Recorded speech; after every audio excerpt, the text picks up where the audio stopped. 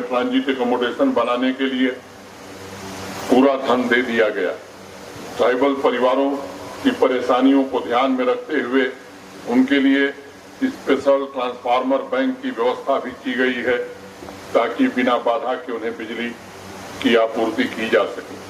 आज ट्राइबल समुदाय के लिए 78 करोड़ 80 लाख रुपए के प्रोजेक्ट का शिलान्यास होगा और 18 करोड़ 51 लाख रुपए ट्राइबल समुदाय के कल्याण की अन्य योजनाओं पर खर्च किए जाएंगे। आज मेढर, मनकोट, लोरण और सूरनकोट में ट्राइबल समुदाय की भावी पीढ़ी के लिए गर्ल्स बॉयज हॉस्टल का शिलान्यास होगा।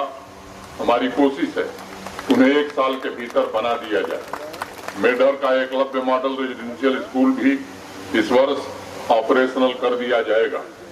प्रधानमंत्री आदर्श ग्राम योजना के तहत 49 गांवों को पुंछ के मॉडल विलेज के रूप में विकसित करने का काम किया जाएगा और आज ही इन परियोजनाओं का शिलान्यास भी किया जाएगा। जंगल के उत्पादों को चुनने वाले आदिवासी परिवारों के लिए 14 वन धन विकास केंद्र की स्थापना भी की जाएगी, ताकि उसकी मार्केटिंग हो सके और इन सभी केंद्रों का शिलान्यास आज ही किया जाएगा। मेरे पास बहुत से प्रतिनिधिमंडल डेलीगेशन आते हैं, उनकी मांग होती है कि साहब ट्राइबल समुदाय के युवाओं के रोजगार के लिए कुछ कदम उठाने चाहिए। मुझे प्रसन्नता है पिछले 44 सालों में ट्राइबल समुदाय के लिए जितने काम नहीं किए गए हैं उतने काम मात्र 2 वर्षों में जम्मू कश्मीर प्रशासन ने किया। प्रधानमंत्री एम्प्लॉयमेंट जनरेशन प्रोग्राम के तहत पुंछ में और स्किल डेवलपमेंट की ट्रेनिंग भी उन्हें शुरू की गई है। 2 बैचों की ट्रेनिंग पूरी हो गई है। उन्हें आर्थिक मदद भी दी गई और मैं उनसे कहना चाहता हूं कि भविष्य में उन्हें जब भी आर्थिक सहायता की आवश्यकता होगी उनकी पूरी मदद की जाएगी।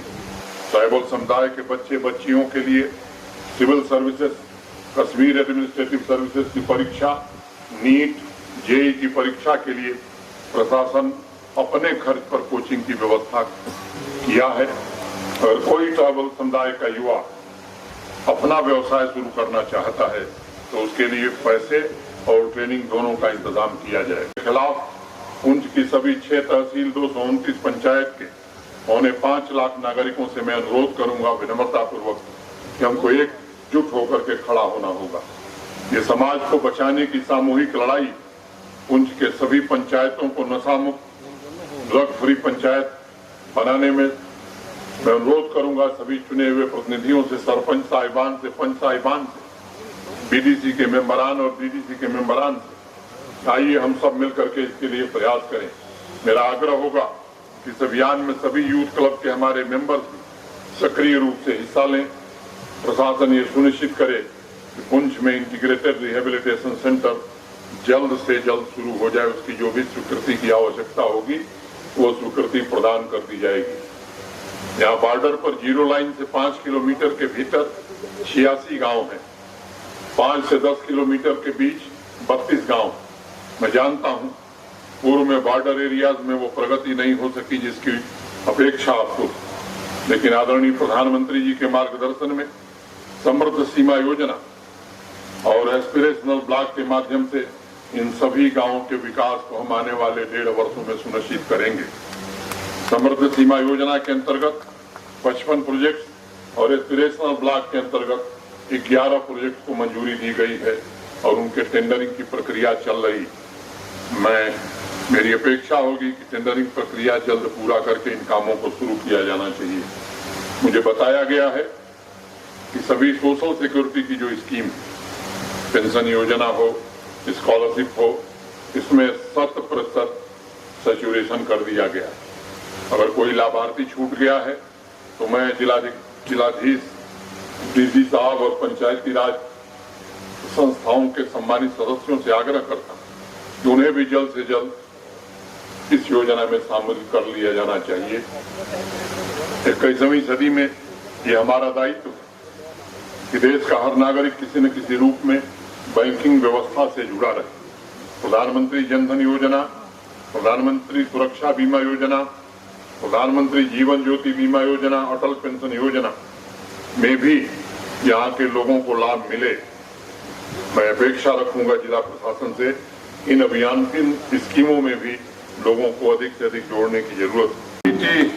एंड मेंटेनेंस ऑफ बीजी बलौनी रोड, ये काम भी अतिशीघ्र शुरू हो जाएगा और समय सीमा के भीतर पूरा हो जाएगा। मित्रों, एक बात मैं आपसे कहना चाहता हूं, इस बार जब नाबार्ड की सड़कों की स्वीकृति दी जा रही तो स्वीकृति के समय जब विचार किया गया तो ध्यान में आया कि पुंछ और राजौरी दो ऐसे जिले हैं जम्मू कश्मीर में जहां सड़कों की लंबाई कम है, इसलिए इस वित्तीय वर्ष में सबसे ज्यादा स्वीकृति नाबार्ड में पुंछ और राजौरी दो ही जिलों को दी गई। अगर आप उठा करके देखेंगे, मेरे पास आंकड़े हैं, मैं बता सकता हूं, लेकिन मैं ये बात जरूर कहना चाहता हूं कि हम कोशिश कर रहे हैं और आपको भरोसा देना चाहते हैं। चेयरमैन साहिबा कह रहे थे साहब ये ट्रामा सेंटर जरूर बनवा दी। मैं कोशिश करता हूं कि पुंछ में आने वाले समय में ट्रामा सेंटर स्थापित हो जाए ताकि यहाँ के लोगों का इलाज ठीक से हो सके। 12,808 बच्चे इस साल नए इनरोल हुए हैं। Eklavya model residential school Baira Mendhar में स्टेब्लिश कर दिया गया है। मॉडल स्कूल पसंतीर में भी सैंक्शन किया गया है। 42 किंडर गार्डन के स्कूल यहाँ चल रहे हैं और 121 की नई स्वीकृति प्रदान की जाती है। इनकी डीपीआर बन गई है और स्वीकृति भी दे दी गई। ये काम भी जल्दी पूरा किया जाएगा। 2022-23 के अंतर्गत 7,292 बच्चे जो सीजनल माइग्रेशन या मैं कहूँ कि आदिवासी समुदाय के थे, उनको शिक्षा की सुविधा प्रदान की गई है और 128 लाख रुपए डीबीटी के माध्यम से उन्हें दिया गया है। 11 स्कूल ऐसे हमने चिन्हित किए हैं जो ट्राइबल स्मार्ट स्कूल बनाए जाएंगे।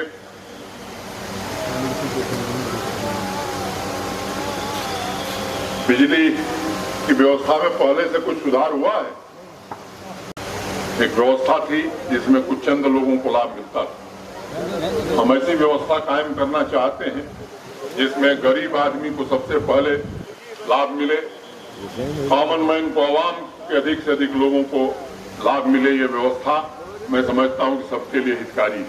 कुछ लोगों को तकलीफ है, मैं जानता हूं, जो लगातार 70 वर्षों से ऐसी व्यवस्था बना करके रखे हुए थे कि गरीब बराबर गरीब बना रहे, उसके यहाँ न सड़क पहुंचे, न बिजली पहुंचे, न उसके बच्चे अच्छे ढंग से पढ़ सके। इस व्यवस्था को माननीय प्रधानमंत्री जी ने बदला है और मैं कह सकता हूँ कि केवल देश की कार्य संस्कृति नहीं बदला है मोदी जी ने, देश की राजनीतिक शैली नहीं बल्कि कार्य संस्कृति भी बदली। और हम चाहते हैं भय मुक्त, भ्रष्टाचार मुक्त, नशा मुक्त और रोजगार युक्त जम्मू कश्मीर बनाना। मैं आपसे निवेदन करना चाहता हूं, आइए, ये प्रशासन आपका है, हम आपको भरोसा देते हैं कि जो भी संभव होगा, जो भी हमारी सीमाएं, पूरी शिद्दत के साथ आपके हर काम को प्राथमिकता के आधार पर पूरा करने की हम कोशिश करेंगे। मैं जानता हूं यहाँ की भौगोलिक स्थिति कठिन है। पिछले दिनों मैंने अभी स्वरोजगार की बात की। लगभग 3 वर्षों में हम लोगों ने 30,000 लोगों को सरकारी नौकरियां भी दी, पारदर्शी व्यवस्था के आधार पर। अभी पिछले दिनों सब इंस्पेक्टर की भर्ती में शिकायतें आई, एक जूनियर इंजीनियर की भर्ती में शिकायत आई और फाइनेंशियल असिस्टेंट, उन्हें तीनों भर्तियों को रद्द कर दिया गया, जांच सीबीआई को दे दी गई। जिन लोगों ने गड़बड़ी की थी वो बयान दे रहे हैं कि नौजवानों का भविष्य बर्बाद किया जा रहा है। मैं कहना चाहता हूं कि नौजवानों का भविष्य बनाया जा रहा है। अब वो जमाना चला गया जब लोग बैठ करके दुकान पर नौकरी बेचा करते थे। वो जमाना चला गया जब कुछ परिवारों के लोगों तक ही नौकरियां सीमित थी। एक ऐसी व्यवस्था है जिसमें ठेले वाले की बेटी भी नौकरी पा सकती है, खेत पर काम करने वाले मजदूर और किसान का बेटा भी नौकरी पा सकता है।